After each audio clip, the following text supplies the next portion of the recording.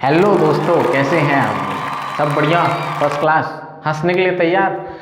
क्योंकि अभी जो गुदगुदाने वाला हूँ उसके बाद आप हंसी रोक नहीं पाएंगे, तो तैयार रहिए, कुर्सी के पेटी बांध लीजिए और हाँ, हंसते हंसते लोटपोट मत हो जाना भाई। बगल में स्टैंड रखा हूँ हाथ रखने के लिए, रख ले, इधर उधर ध्यान मत देख।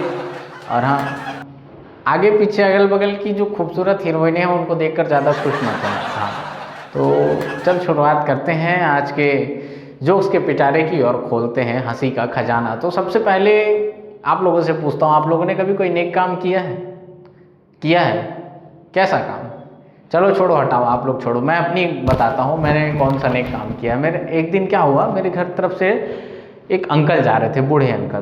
तो मैं क्या सोचा कि क्यों ना एक नेक काम किया है, क्योंकि घर से मैं सुन के निकला था भाई फ्री में तो खाता पीता है, कभी कोई अच्छा काम किया। और मेरे दिमाग में थी टेंशन, और उसी टेंशन को दूर करने के लिए मैं बोला आज इस अंकल की मदद करता हूँ और नेक काम करता हूँ। मैंने उस अंकल को घर तक पहुँचा दिया और घर आके टिंग के हाँ कहो ये मैंने नेक काम किया, मैंने नेक काम किया।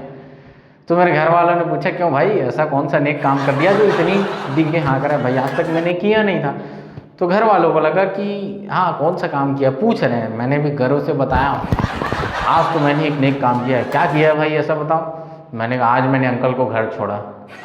अच्छा, उसमें कौन सा नेक काम हो गया? अरे अंकल को जल्दी घर जानी थी भाई, वो धीरे धीरे चल रहे थे, तो मैंने उनके पीछे कुत्ता लगा दिया, उससे वो जल्दी घर पहुँच गए। उसके बाद जो मेरी चप्पलों से पिटाई हुई और जो अंकल को मैंने घर पहुँचाया था ना, उसके भी घर वाले आके मेरे घर वालों को चिंगारी लगा के गए। उसके बाद मेरी पीठ पहले सूज चुकी थी, पिछवाड़ा बाद में उन्होंने सुझा दिया।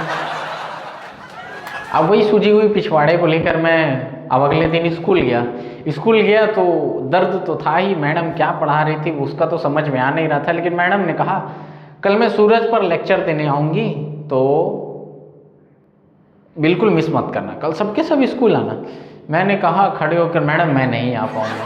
मैडम बोली क्यों भाई, तुझे क्या प्रॉब्लम है? भाई मैं ईमानदार बच्चा, मैंने ईमानदारी से बोल दिया नहीं आ पाऊँगा।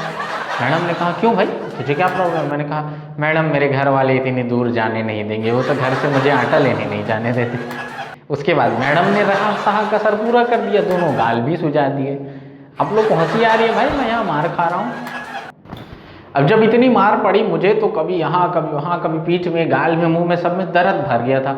अब जब उस दर्द को भर गया था तो मैंने उसके लिए गोली खाई, लेकिन बदन से ज़्यादा दर्द दे रहा था मेरे सिर में।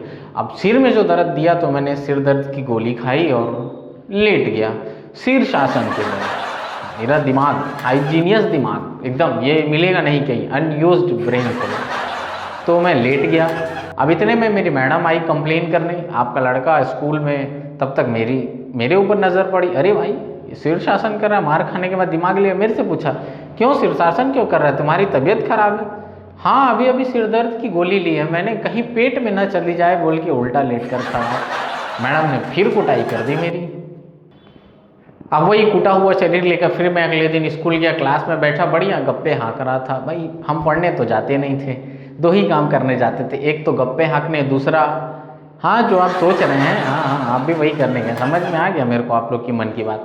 तो अब हम आपस में बातें कर रहे थे, मैडम लेक्चर दे रही थी। मैडम ने हमें डांटते हुए कहा तुम लोगों को शर्म नहीं आती, मैं यहाँ पढ़ा रही हूँ और तुम लोग आपस में बातें कर रहे हो।